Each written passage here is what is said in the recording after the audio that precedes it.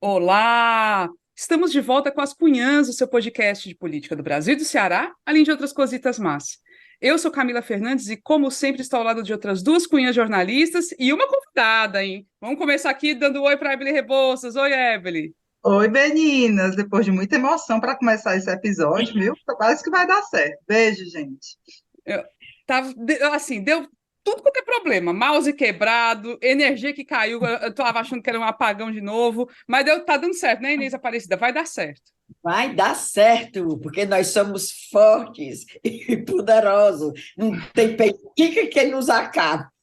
Não tem petica, não tem petica. Não tem peitica. E hoje tem que dar certo muito, porque somos quatro mulheres. Eita! A gente adora quando tem uma entrevistada, a gente adora. E hoje vai ser realmente, com certeza, incrível. A gente já queria fazer essa entrevista fazia tempo, estava lá na nossa listinha de entrevistáveis. E, enfim, vai dar, né? A gente está recebendo com muita alegria a secretária de Cultura do Ceará, Luísa Sela. Seja muito bem-vinda, viu?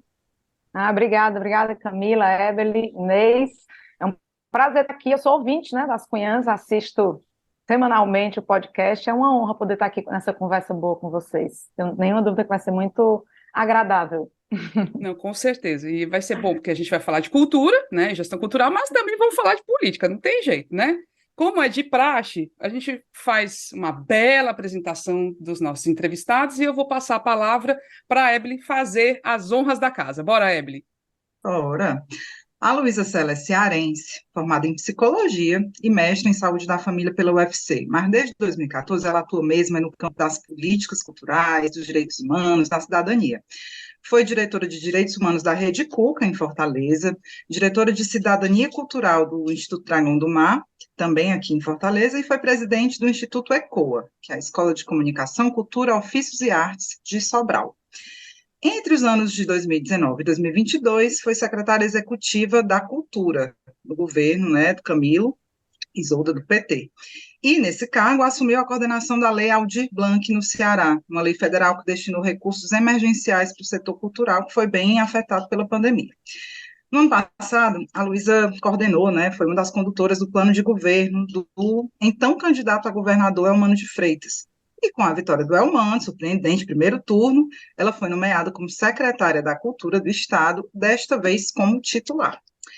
A Luísa tem os dois pés dentro da política, né, desde a origem familiar. É filha da ex-governadora Isolda Sela, que hoje é secretária executiva do Ministério da Educação, e do ex-prefeito de Sobral, Clodoveu Arruda, o famoso Veveu. O avô materno da Luísa, pai da Isolda, que era cardiologista, Afonso Walter Pinto, foi prefeito de Santa Quitéria, de 45 e 46. O bisavô paterno, né, que também se chamava Clodoveu, foi secretário do ex-governador Faustino Albuquerque, e o avô paterno, Luciano Arruda Coelho, chegou a ser convidado a se candidatar à prefeitura de Sobral, mas acabou não aceitando e abrindo espaço para o José Euclides Ferreira Gomes, pai do Ciro, do Cid, do Ivo, dali, enfim. Eu já vou emendar aqui, tudo certinho, Luísa? Falei Tudo alguma coisa certinho. errada? Não, Ótimo. nada errado. Pois eu vou aqui já emendar para a primeira pergunta, porque esse pessoal da política sobralense dá cria, né? Um pessoal que gosta de fazer política, passa de pai para filho, enfim. Eu queria saber como é que foi para ti conviver nesse meio, né? E que marcas tu acha que essa vivência política, com campanha, com disputa, com intriga, com aliança, deixou em você? Isso te influenciou até que ponto e de que forma? Assim, nasci, né, como você muito bem trouxe, dentro de um ambiente muito atravessado por pessoas com participação política. E aí você falou mais diretamente, né, Ebele, dos meus pais, meus avós, mas meu tio é filiado ao PCdoB desde que nasceu, né, minha outra tia também tem uma participação, né, tanto do lado materno como do lado paterno, no PT, a tia Sandra, que hoje mora no Rio Grande do Sul, Tinácio é filiado ao PCdoB, Ave Maria, eu acho que desde que ele participaram todos eles, né, do processo de resistência e de luta contra a ditadura também, ali no espaço do movimento estudantil, que na época era o espaço que eles ocupavam, né? Então, o meu nascimento e o meu crescimento foi sempre muito atravessado por discussões políticas é, sobre assuntos, né? E sobre temas da política cearense, da política brasileira, da política sobralense. E eu, eu sou, meus pais têm 4 filhos, e eu fui a única que acabei seguindo, né, esse gosto pela política pública, pela política, pela discussão política, isso desde a universidade, que também tive uma participação, né, fui do CA de Psicologia, fui do DCE da Universidade Federal do Ceará, estudei psicologia, mas sempre no campo de política pública e de gestão, então sempre foi um campo muito de interesse. E acho que, por outro lado, a minha família, assim, mas tem sempre eu brinco que eu acho que minha família é uma das únicas que não se dividiu com a existência do bolsonarismo, né? Porque não existe bolsonaristas na minha Ô, família. sorte! O Natal permaneceu do mesmo jeito. Nossa, aí é sorte boa. Então é uma família que tem também ali princípios muito ancorados na construção, né, de um Estado melhor, de justiça social. Meu pai, antes de entrar para a política, era advogado dos trabalhadores. Então, eu tenho também referências muito positivas de princípios, pelo menos na minha compreensão. E uma Em base termos de e uma base muito forte, assim, de sustentação também familiar, né, baseada no afeto, no cuidado, assim, eu tenho muita sorte de ter nascido na família que nasci, tenho muita alegria por isso. Então, eu acho que isso me atravessa, eu gosto do ambiente da discussão política e de fazer política, mas eu gosto também muito de política pública e de gestão pública, né, de construção de políticas, eu acho que é muito satisfatório poder contribuir para a construção de um Estado melhor, né? Eu ia perguntar, e você como psicóloga deve já ter feito essa avaliação, como mulher política, o que é que tu tem de Veveu e o que é que tem de Isolda? As pessoas dizem que eu sou muito parecida com meu pai, né? Assim, eu tenho ali muito jeito dele, né? Porque o meu pai que assim, de forma mais inicial, se envolveu sempre com a política. Minha mãe, ela é formada em psicologia, professora, né? Trabalhava com alfabetização, com programas de alfabetização, com escolas e com psicologia clínica. Ela começa a se envolver mais diretamente na gestão pública quando é convidada para ser subsecretária de Educação de Sobral, né? Isso já acho que segunda gestão do Cid, se não me engano, primeira ou segunda gestão do Cid, de prefeito de Sobral, né? Então aí que ela começa a se envolver mais diretamente com a política, e eu sou mais expansiva, né? Eu gosto mais de sair, de conversar, de encontrar pessoas. Meu pai, a minha casa sempre foi lotada de gente, sempre tinha muita gente, ele sempre gosta muito disso, né? As pessoas dizem que eu sou muito parecida com ele, mas por outro lado também você vê elementos da minha mãe, assim, né? O jeito dela também da seriedade, não que, assim, os dois são muito sérios e eu tenho muito orgulho de ser filha deles dois, a trajetória dos dois mostra, né? Não preciso nem eu ficar aqui enquanto filha falando, mas geralmente as pessoas me reconhecem mais com o jeito do meu pai. Minha mãe, ela é muito elegante, né? Ela tem ali um jeito muito... Então, tem gente que olha para mim, um amigo meu muito próximo diz, Luísa, as pessoas olham para ti e dizem que tu tem ali a elegância da tua mãe, né? Aí passa 5 minutos, vê que Veveu. aparece a- o jeito mais descontraído, mais, né, do meu pai. Então, eu acho que um pouco indicada, vai construindo aí. Ontem mesmo a gente conversando com os amigos, aí brincando com essa história, de, a evolução da raça, É isso mesmo. a mistura dos dois. Então foi boa a mistura, né? Deu certo. Deu certo. O Veveu realmente é mais, e o Inácio Carvalho, que a gente não falou, que a gente não citou no começo da apresentação, realmente o Inácio é do PCdoB, eu acho que ele fundou o PCdoB com João Amazonas. É, Que Ave Maria, né? Eu conheço o Inácio, é do PCdoB. E, Evelyn, o avô aliás, o bisavô da Luísa foi deputado estadual também, não foi, Luísa? De foi. 1946, uma coisa assim.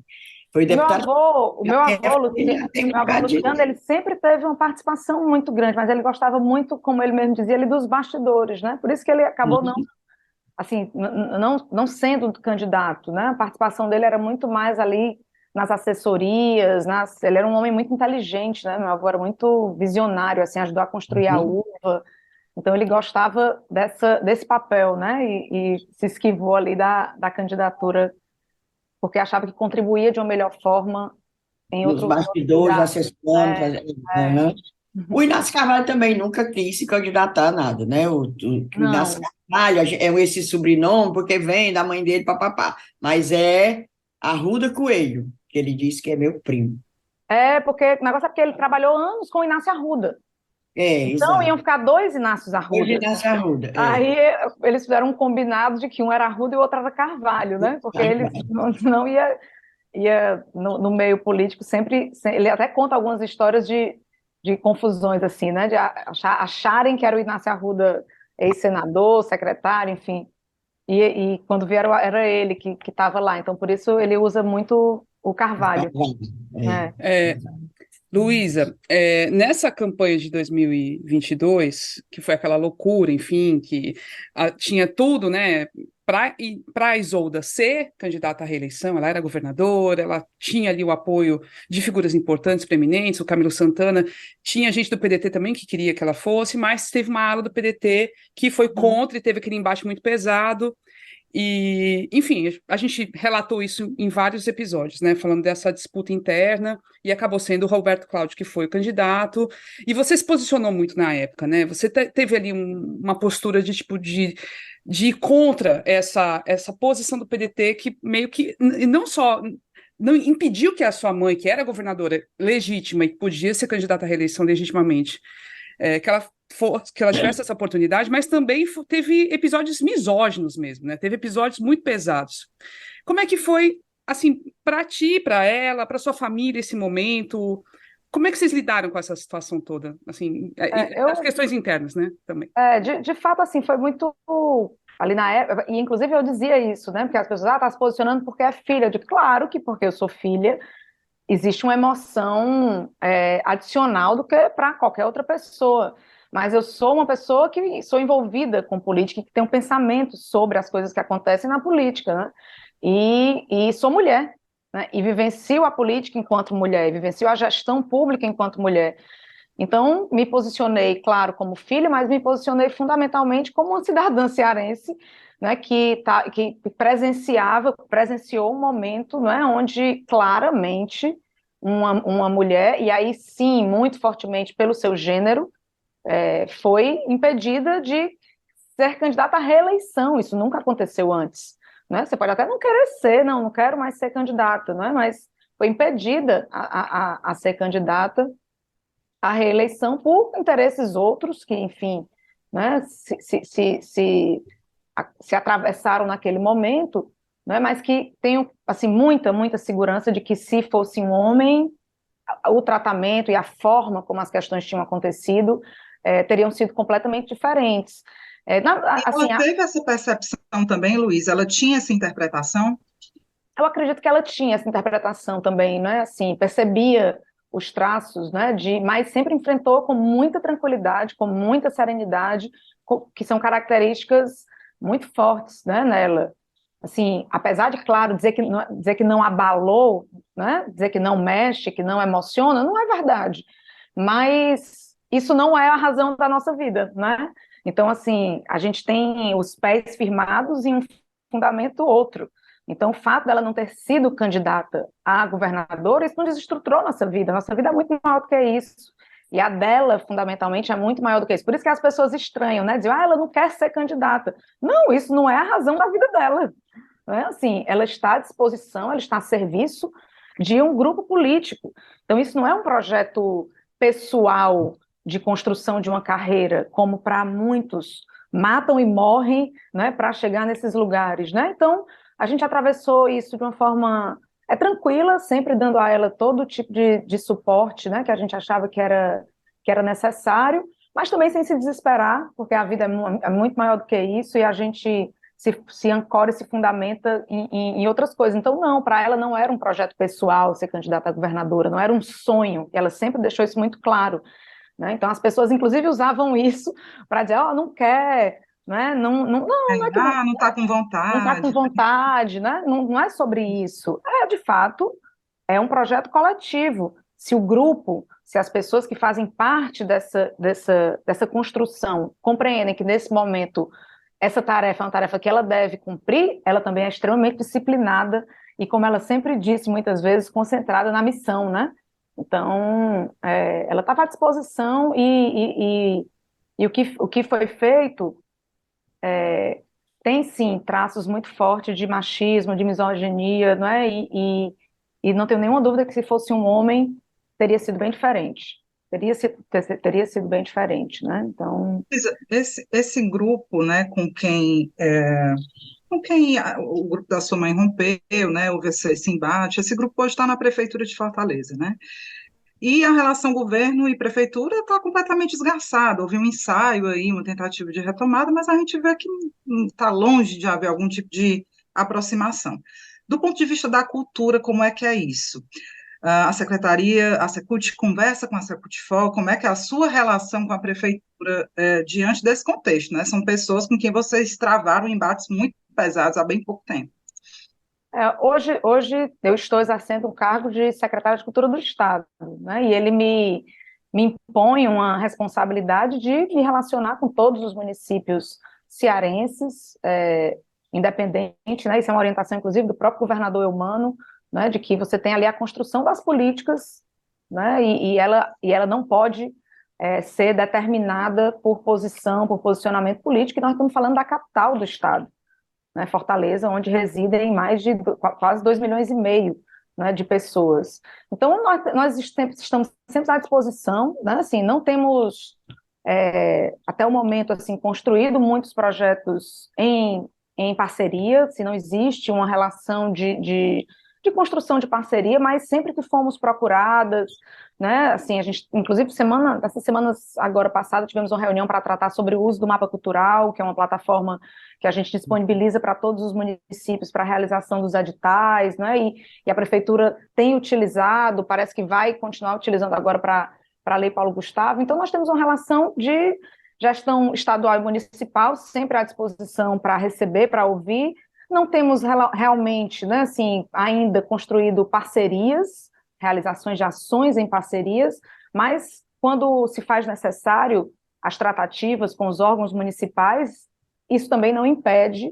A gente tem, por exemplo, ali discussões dos nossos equipamentos, nós temos 27 equipamentos culturais, 23 em Fortaleza, né? Então, isso exige uma tratativa muito grande com as regionais, com algumas secretarias que atravessam também, às vezes, a dinâmica dos equipamentos. Isso acontece, a gente lida, trata, faz reuniões, tem grupos em conjunto, né, dentro de uma compreensão republicana, né, de trabalho com política pública. Do nosso lado, a gente compreende dessa forma e temos levado dessa maneira, não é? Camila, eu acho até que vale a pena. A Inês tinha uma pergunta para fazer, é porque a Inês está com um probleminha aqui no celular, não está conseguindo ver o roteiro, mas eu acho que isso que você falou é oportuno para trazer até uma pergunta dela. Não haver parceria é muito ruim, né? É muito ruim. Tudo bem que vocês se respeitam, tem uma relação institucional, mas a gente vê, por exemplo, Inês tinha uma pergunta sobre o Dragão do Mar, né, Inês? Aquele entorno, né? Uhum. Eu acho que vale a pena falar sobre isso nesse momento. O Dragão do Mar, a gente vê e ouve muitas reclamações a respeito do equipamento, que está meio. Tá com problema de manutenção, a gente vê claramente e tal. Mas o que a gente vê também é o entorno, Luiz, o entorno ali que eu acho que é muito da responsabilidade da prefeitura.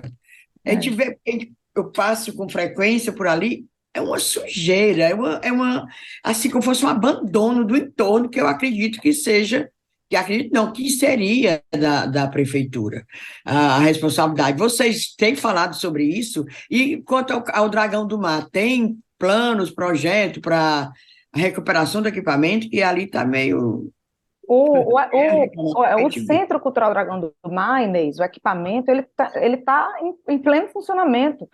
Nós temos o Museu de Arte Contemporânea com exposições permanentes, temos o Museu da Cultura Cearense, que estava agora, acho que finaliza agora, inclusive, a exposição do Mestre Júlio, linda, de fotografias, o Museu do Vaqueiro, que eu, criança, foi recentemente, assim, recuperado. A gente tem, obviamente, alguns problemas de infraestrutura, mas a atual superintendente, né, Helena Barbosa, reabriu o anfiteatro, recuperou o planetário, reabriu a rampa, né? Então, recuperou a segunda sala de cinema, que estava só uma em funcionamento, a gente reabriu a segunda sala de cinema. Então, o Centro Cultural Dragão do Mar, a própria Praça Verde, que até pela sua dimensão, é um espaço do Dragão que a gente tem um pouco mais de dificuldade de manter uma programação permanente, mas temos conseguido ter pelo menos 1 a 2 vezes por mês.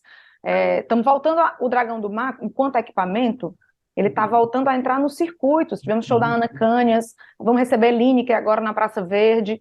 Agora, eu digo muito isso, a questão ali do Centro Cultural Dragão do Mar é urbana, ela é urbana, ela é um desafio de recuperar uma área urbana da cidade, né, que já foi e que continua sendo, do ponto de vista cultural e histórico, extremamente importante para Fortaleza. Na gestão passada, o governador Camilo decidiu, mesmo a praça sendo da prefeitura, fazer a reforma da praça. A gente tem um projeto do Fausto Nilo, licitado, contratado, em procedimentos de liberação na prefeitura para ter a licença para iniciar a obra. Né? E temos um grupo com Secretaria de Assistência Social, Secretaria de Regional 12, né, que é a regional que cuida dali, que temos encontros periódicos para buscar soluções para aquele espaço. Né? Então, as tratativas, elas nem sempre fluem e acontecem da forma como a gente gostaria. A gente tem insistido muito na importância da prefeitura autorizar que o governo inicie essa obra da praça. Gente, por que não autoriza, Luísa?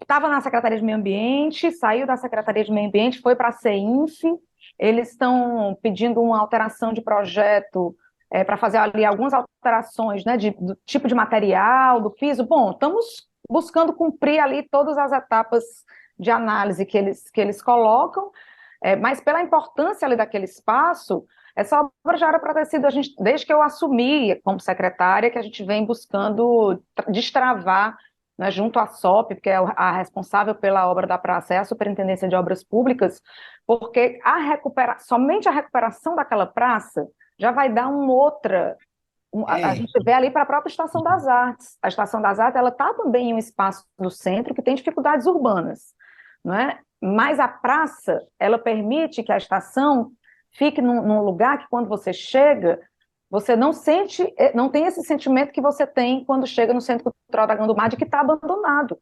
Né? O Dragão tem uma programação intensa, a gente tem conseguido manter e construir parcerias, porque ele é um centro cultural muito importante, que tem características que nenhum outro tem. Né? Então, estamos nessa tratativa, de fato.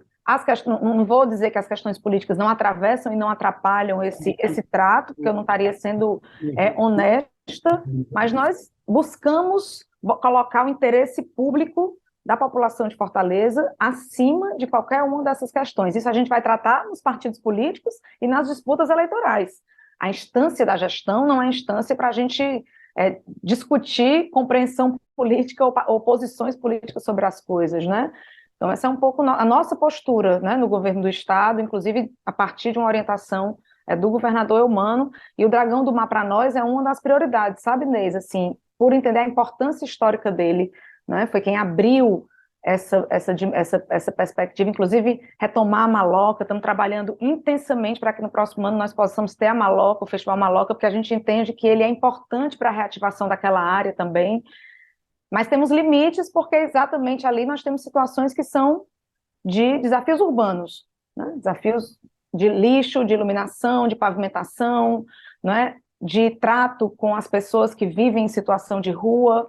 A gente criou no Centro Cultural Dragão do Mar, um núcleo de ação territorial. Então nós contratamos assistentes sociais, educadores sociais, porque nós não podemos negar essas pessoas e nem construir políticas que as expulsem. Então, a gente tem feito sessões de cinema, tem convidado essas pessoas a participar das programações do Dragão. Tem sido uma experiência interessante, mas que tem limites, enquanto não tiver uma ação urbana mais forte. E, Luísa, você citou a questão política, né? Que, aí, voltando um pouquinho ainda para falar de política, porque a gente está chegando já no final do ano, né?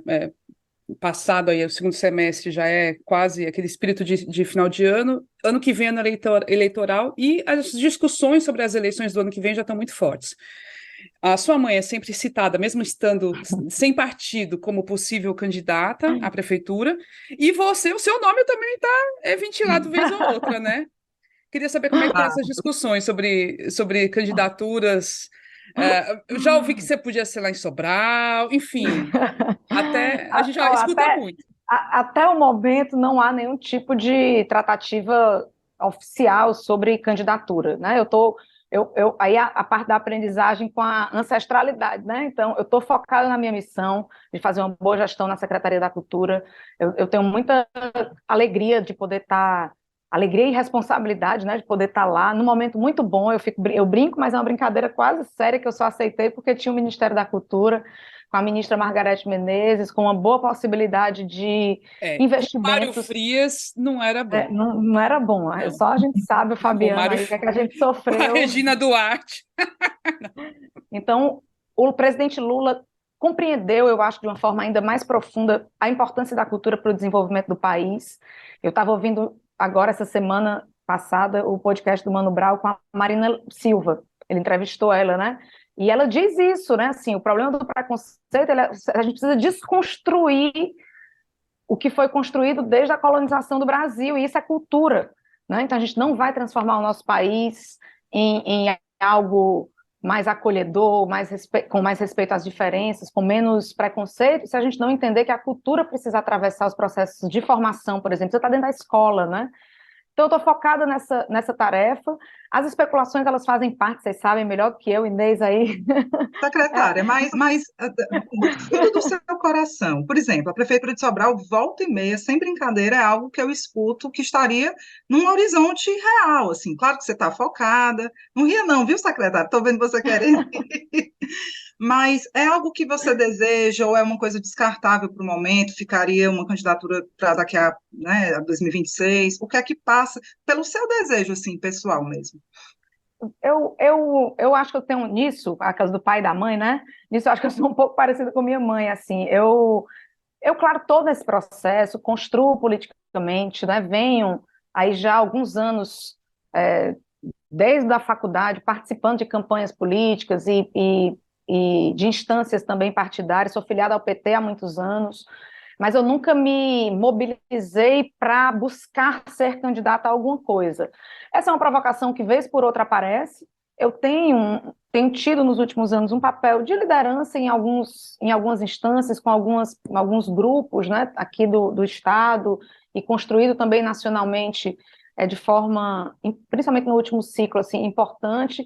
Então, eu fico, às vezes, assim, um pouco. Porque se você for para participar do próximo processo eleitoral, a descompatibilização é daqui a pouco. E eu acho que eu estou muito conectada, assim, né? Assim, consolidar essa agenda. Eu acho que a gente tem tido um processo aqui no estado do Ceará importante de fortalecimento das políticas culturais. Eu me sinto, assim, também responsável por isso. O Tiago Santana, que tem sido um parceiro também ao longo dos últimos anos, a gente está muito junto. Então, me dá um pouco ansiedade quando se imagina Que nessa está muito perto, né? possibilidade. Está muito perto. E até o momento, sim, isso aí não tô fugindo da resposta. Até o momento não houve nenhum tipo de tratativa oficial sobre isso. Eu sei que já me abordaram algumas vezes, já me perguntaram algumas vezes, mas sempre num contexto, assim, muito informal e de pessoas que, eu ouvi, tipo isso, né? Eu ouvi falar que você pode ser. Eu tenho muito respeito pelo prefeito Ivo, pela gestão que ele construiu, que ele tem construído no município de Sobral. Eu tenho muito orgulho, né, da cidade de que eu nasci, fiz parte, inclusive, da gestão dele, da primeira gestão dele. Então, qualquer tipo de construção que possa vir a ter minha participação em eleições no município de Sobral passa também por tratativas com a atual gestão, né? Obviamente, nenhum tipo de decisão será tomada, ou nem eu avançarei em nenhum tipo de conversa sem um completo alinhamento com o governador Eumano, né? Hoje eu tenho um respeito e participo da sua gestão, e qualquer tipo de construção passa por um processo de conversa com ele especificamente, que é hoje o meu chefe, né? Assim, que tem dado aí as orientações e a condução do meu trabalho. E a companheira Isolda está gostando lá de Brasília? Não está Tá lá, querendo. ela vocês já conhecem melhor, assim, inclusive a forma dela de trabalhar. Ela continua sem partido, está em Brasília, né, lá ao lado do ministro Camilo, uma agenda importantíssima para o Brasil, né, e E não vejo ela falando sobre isso, não. Assim, não é um assunto que ela... E toda vez que fala, não, ela já... Estou aqui concentrada na missão. Então, ela permanece nessa mesma toada e também não sei de nenhum tipo de tratativa que possa já ter iniciado, né? Porque as pessoas, às vezes, acham que o fato, né, de ser filha do VV ou filha da Isolda, que a gente despacha na cozinha.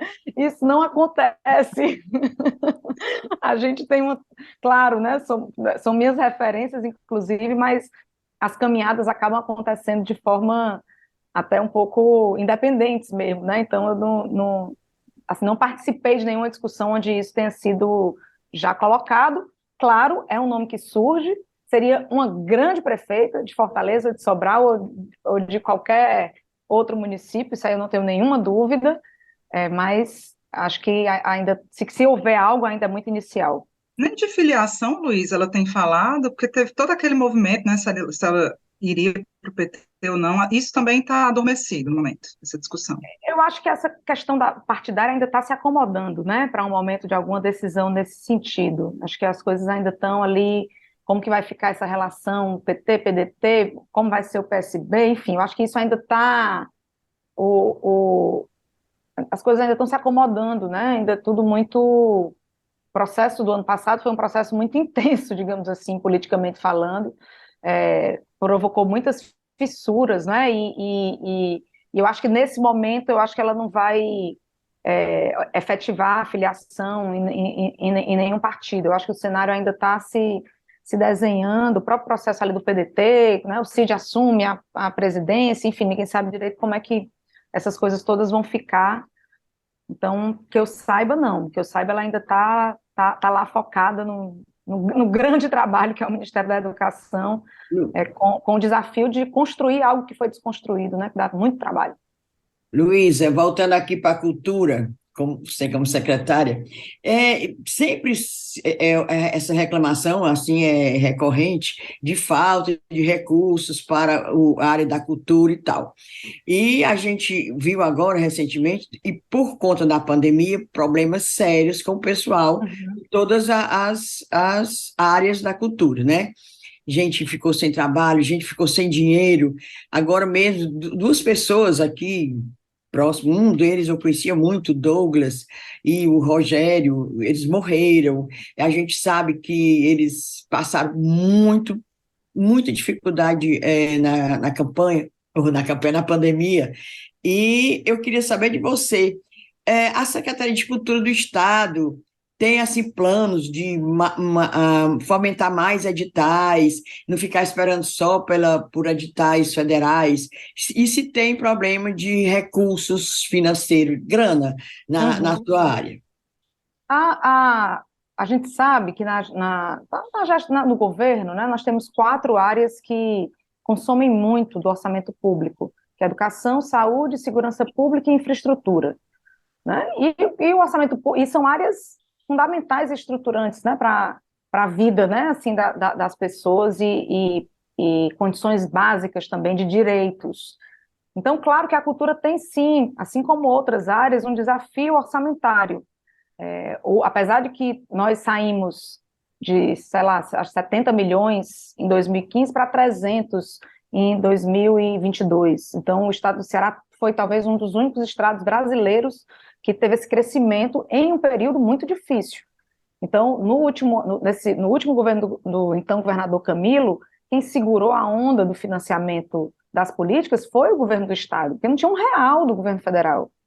A conquista da Lei Aldir Blanc, ela foi uma exceção, que ela foi uma conquista da sociedade brasileira, né? Os artistas, os gestores, a sociedade civil se articularam junto ao parlamento, que ficaram numa condição de não ter como negar aquele investimento de 3 bilhões para a cultura no Brasil, né? Mas não houve nenhum outro tipo de parceria de investimento do governo federal para os governos estaduais e municipais, obviamente com exceção dos orçamentos secretos que eles mandavam para os municípios e para as ações que eles desejavam de forma... Mas era para comprar kit robótica. Entendeu? Então, não era muito, muito difícil ser para a cultura, né? Então, a gente tem sim desafios, mas nós temos no Ceará uma condição... Todo mundo diz, vou morar no Ceará, o Ceará, né? Ceará ele tem um bom investimento no campo da cultura. Agora, eu acho que a gente tem um desafio, sabe, Inês, que é de consolidar políticas, porque no campo da cultura nós temos muitas descontinuidades. De quando o Ministério da Cultura foi criado para agora, o Ministério já foi extinto 3 vezes, né? Então você tem ali né, o próprio Sistema Nacional de Cultura, ele foi criado na Constituição, mas ele nunca foi regulamentado até hoje. Então a gente tem esse desafio, e eu acho que eu tenho dito muito isso nas discussões nacionais que eu participo, nós temos uma ótima oportunidade de fazer isso nesses 4 anos, e nós precisamos fazer isso de uma forma que garanta uma sustentação independente de governo. Igual a educação e a saúde tem vinculação orçamentária, a cultura também tem que ter vinculação orçamentária. Se mudar o governo, não tem como zerar o fundo, não tem como não fazer o repasse, tem que ser algo obrigatório, porque também é um direito humano, né, a política de cultura. E uma outra coisa que também a gente precisa conseguir fazer é que acaba que a Secretaria de Cultura ela precisa cuidar de todas as dimensões da existência do artista, da previdência ao trabalho e à assistência social. Então, nós precisamos abrir essa discussão com as outras áreas. O artista não tem previdência. O artista, quando passa por uma situação de saúde, não tem acesso a direitos trabalhistas, porque a informalidade é gigantesca, né? Então, agora, isso, a Secretaria da Cultura, ela deve provocar as outras áreas que devem assumir essas agendas, porque a gente não vai dar conta de resolver isso com edital, né? A gente precisa entender que o edital ele tem uma finalidade, que é de fomentar determinados tipos de atividades culturais. Ele não vai dar conta de socorrer todas as dimensões da vida de um artista, de uma pessoa, de um agente cultural, né? Então, a gente precisa também abrir essa frente de discussão com a área da assistência social, com a área da saúde. A gente tem, por exemplo, mestres e mestras da cultura em situações, às vezes, muito difíceis de saúde, de moradia. Então, a gente precisa, na verdade, conseguir transversalizar um pouco as necessidades e as demandas dos agentes culturais para as políticas que são essa discussão da Previdência, eu tenho dito muito para os deputados e deputadas, né, que eu dialogue, que tenham, é uma agenda importante. O Portugal fez agora, né, o estatuto voltado para os trabalhadores e trabalhadoras da cultura, nós não temos segurança nenhuma. Então, isso é uma coisa que precisa acontecer. De fato, os artistas passaram fome, muitos deles, né? Então, a gente contribuiu com essa articulação de cestas básicas, né? Porque era realmente muito difícil, parou tudo, né? Memória, né, assim, aquelas Horrível. lives que as lives, aí todo dia era live, aí vaquinha, o pessoal vivendo de doação mesmo, né? Foi muito... E aquela história, a frase, né? Foi o primeiro a parar e o último a voltar. E, de fato, foi. Porque a gente junta gente, né? Então, não tinha como ser diferente, né? Luísa, você tinha falado mais cedo sobre 27 equipamentos aqui no estado, né, geridos pela Secult.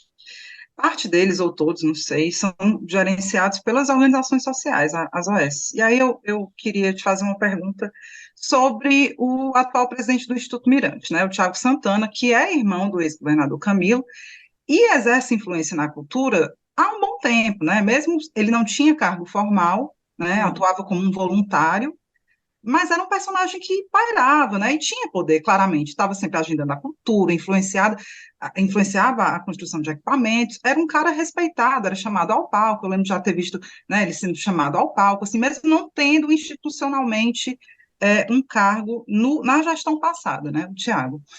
E eu queria saber, então, nesse contexto, como é que foi a transição dele para a presidência do Instituto Mirante, e como é que foi, né, esse convite, essa decisão de levá-lo agora institucionalmente para a direção de uma OS, e como é que tem sido o papel dele, né, nesse contexto, dentro da tua gestão?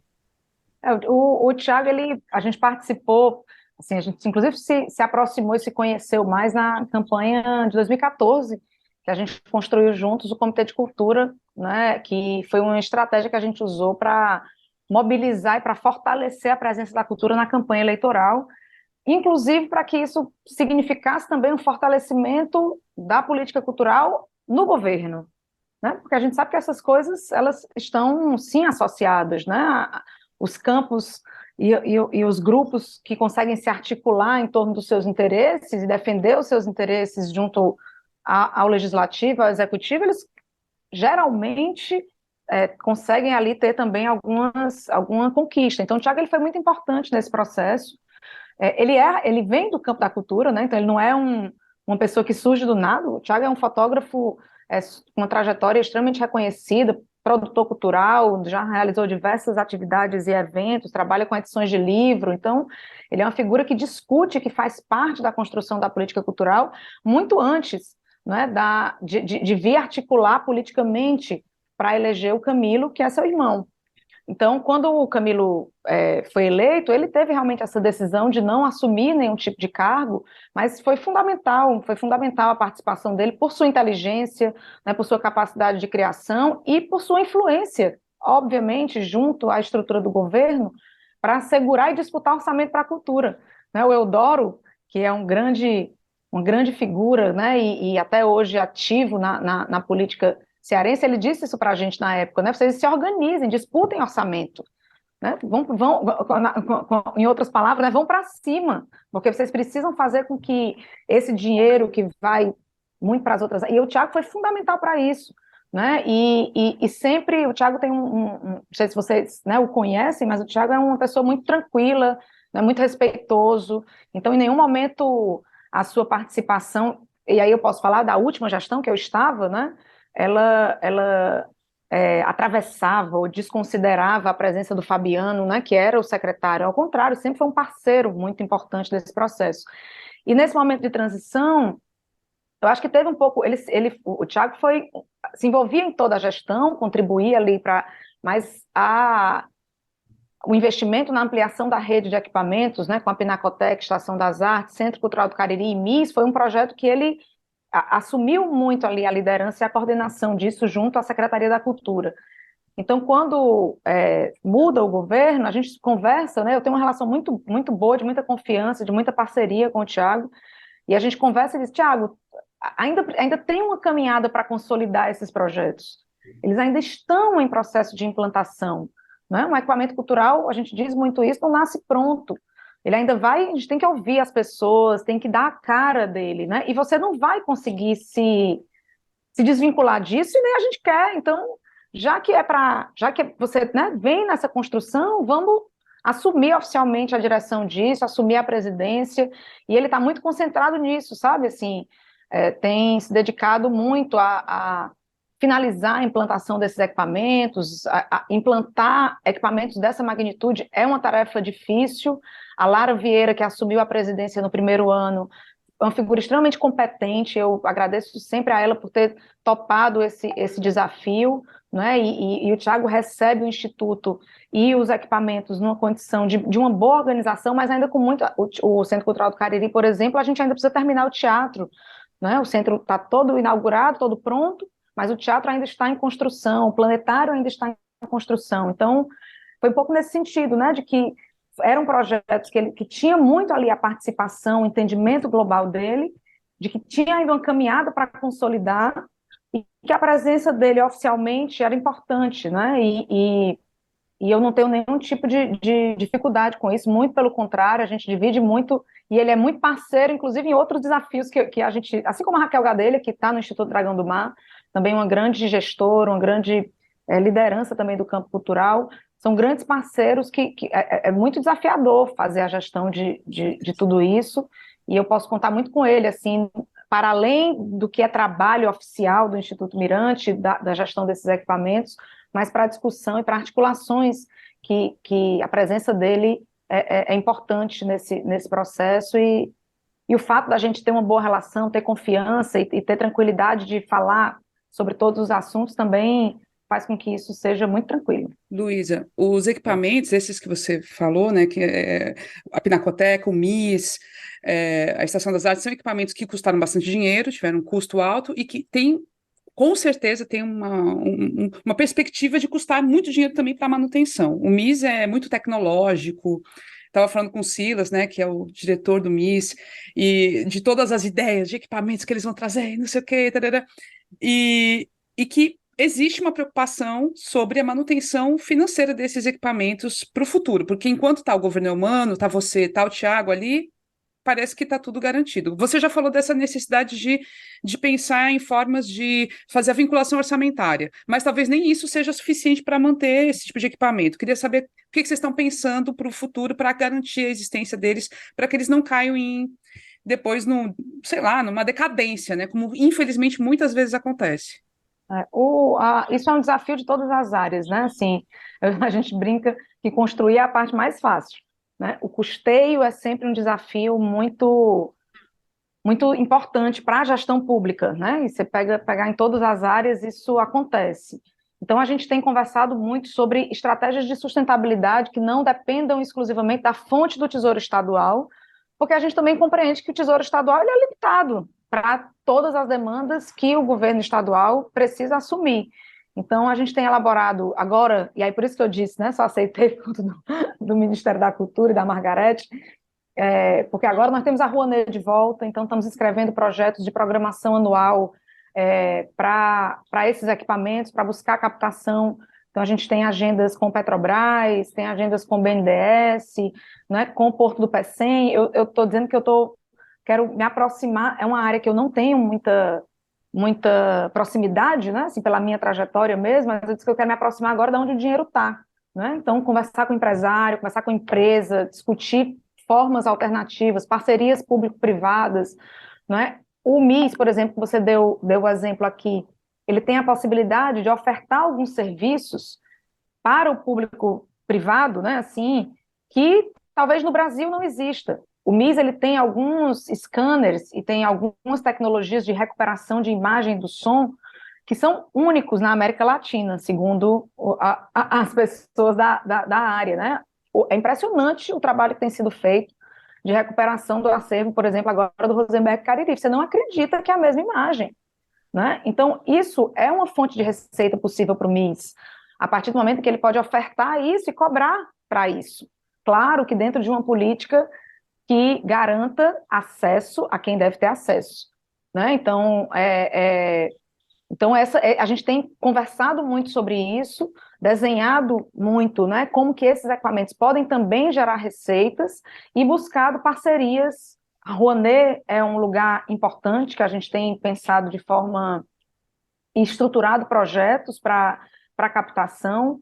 As estatais voltaram a fazer investimentos em cultura. A Petrobras, eu não sei se vocês lembram, mas a Petrobras já teve um papel importantíssimo para o financiamento da cultura no Brasil, né? Cinema, principalmente, né? Era muito. O Banco do Brasil, a presidenta do Banco do Brasil, inclusive, tem estado em todos os eventos da cultura, tem dialogado muito com o Ministério, né? Então, assim, eu acho que a gente tem que começar também a olhar para esses locais, porque é onde o volume de dinheiro está. Não adianta querer ficar olhando só para o Tesouro Estadual, né?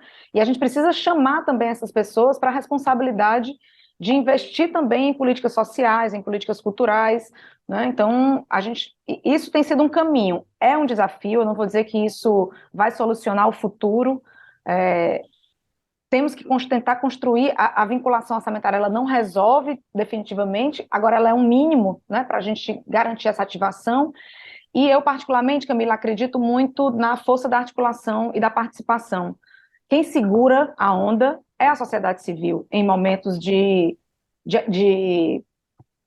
crise, digamos assim, né? Então, a sociedade cearense precisa se apropriar dessas estruturas e defender essas estruturas, porque é só isso que pode garantir que um governo que possa vir sem compromisso com essas políticas não consiga ou tenha um pouco mais de trabalho para desmontar, né? Nada mais vai garantir. É a defesa da sociedade e dos artistas que podem garantir que essas estruturas sejam mais permanentes e tenham uma vida longa, né?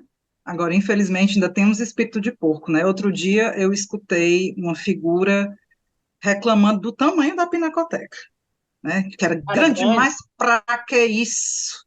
Isso é coisa do Camilo para agradar fulano cicrano, né? Tem esses espíritos de porco aí, mas de fato a gente precisa dar valor ao que a gente tem. Luísa, é a minha última pergunta, tá? De fato, mas assim, a gente estava falando da influência, do poder de articulação do Tiago Santana, e eu já ouvi críticas, né, você coloca isso como uma coisa muito positiva, e de fato ele brigou, trouxe, né, deu resultado, a influência e o poder de articulação que ele que ele tem. Mas, por outro lado, há uma crítica relacionada ao parentesco com o Camilo, né? Uhum.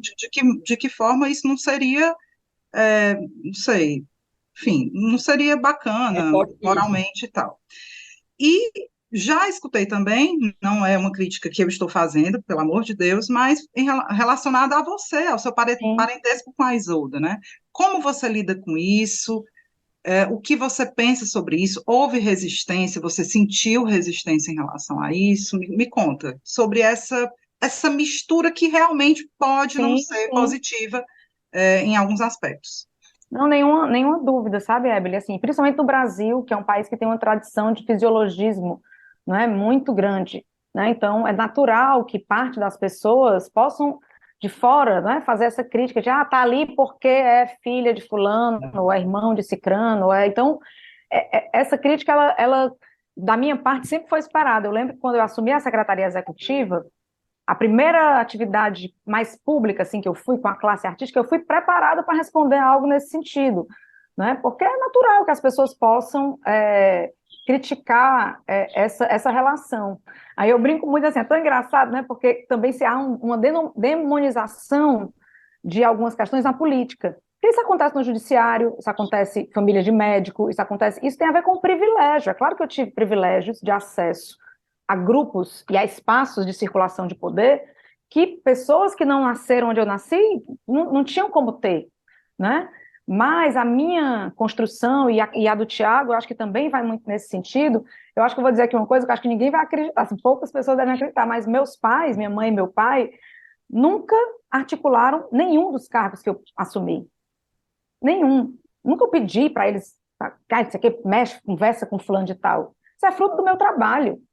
Uma coisa que eu não tenho, assim... Então, isso me deixa numa condição de muita tranquilidade também para receber esse tipo de crítica e também para responder, né? Porque eu não... Até tenho amigos que dizem, tu é besta demais, tu devia articular mais com o que tu tem, né, dentro de casa, digamos assim. Mas isso teria um custo, assim, de tranquilidade para minha alma, que eu prefiro não usar. Minha mãe é minha mãe, meu pai é meu pai. Eu vou discutir política nas esferas políticas que, inclusive, eles também, em algumas instâncias, participam, né? Mas a construção da minha carreira, ela é fruto do meu trabalho. Eu não estou brincando. Quando eu fui para o PUCA, quando eu assumi a diretoria do Instituto PUCA, foi um pouco antes da campanha. Obviamente, o nome da minha mãe já circulava ali, e as pessoas diziam, Ave Maria Luísa, a gente achava que quando ia chegar aqui ia ser uma doidinha, que não entende de nada, né? E ao contrário, a gente fez um trabalho massa na Rede Cuca, e as pessoas até hoje são grandes amigos e que me respeitam muito, né, pelo trabalho. Então, eu acho que isso faz com que isso não me afeta emocionalmente, sabe, Ebele? Assim, porque eu tenho muita tranquilidade de que toda essa minha caminhada tem muito do privilégio, eu reconheço o privilégio de ser uma mulher, de ser uma mulher branca, né, no caso, e de ser nascida em famílias que têm uma tradição política. Então, eu acesso espaços de poder que para outras pessoas seria mais difícil acessar. E como eu fui pelo caminho da política pública, da política e da gestão, isso me possibilita coisas e também o simbólico. Então, eu ser filha da ex-governadora Isolda, hoje eu chego nos lugares, se eu não fosse filha dela, é claro que não seria. Isso traz um simbólico também para as pessoas, né?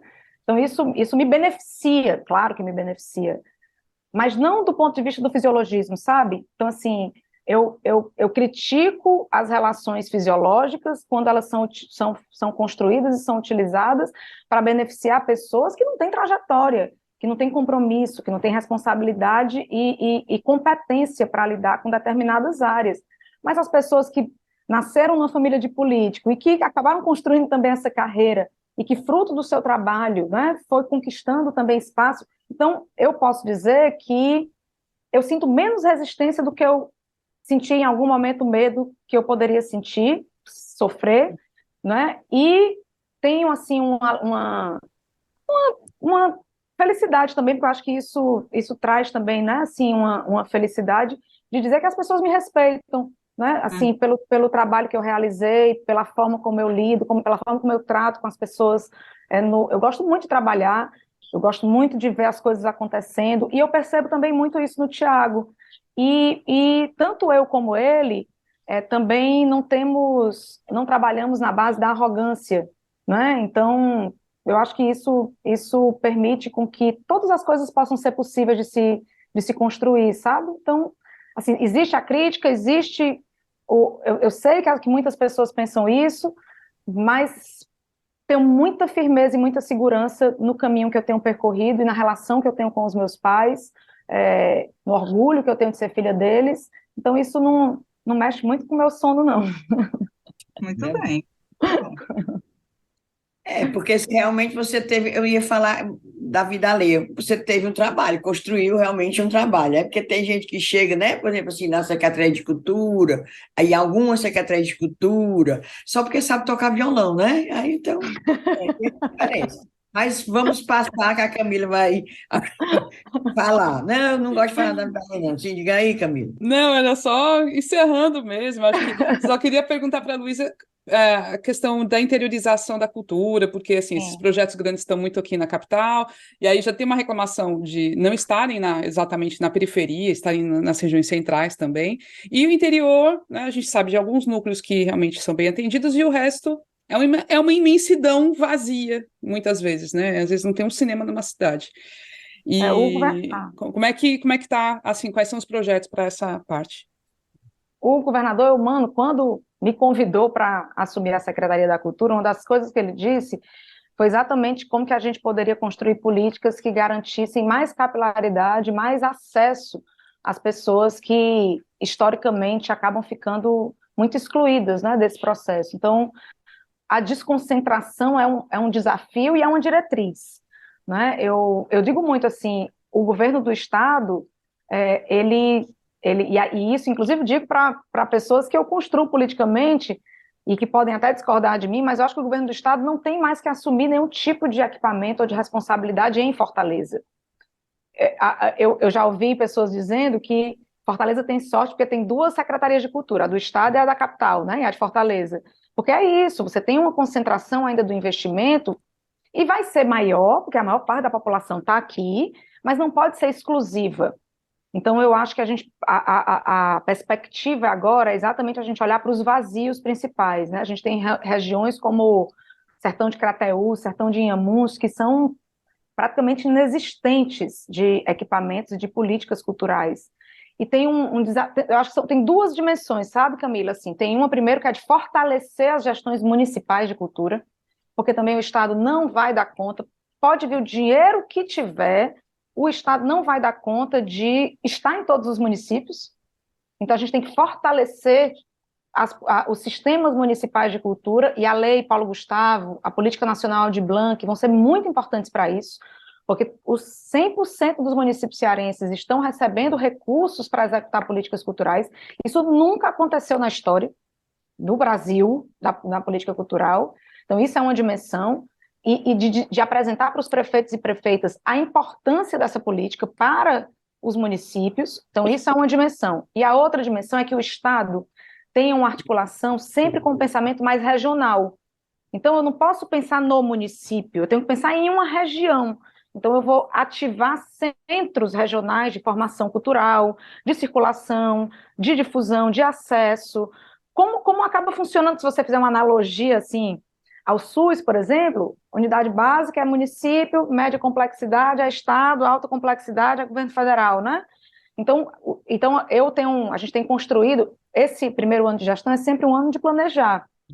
E a gente está executando o que estava colocado, né, como agenda, e planejando. Então, a gente tem construído muitos projetos nesse sentido, né, de olhar para os principais vazios do Estado e num olhar regional, como que a gente articula regionalmente determinados municípios, garantindo acesso à formação, garantindo acesso à circulação artística, né, mas esse hoje é o grande desafio do Ceará e acho que talvez de praticamente todos os estados brasileiros, né? Com certeza.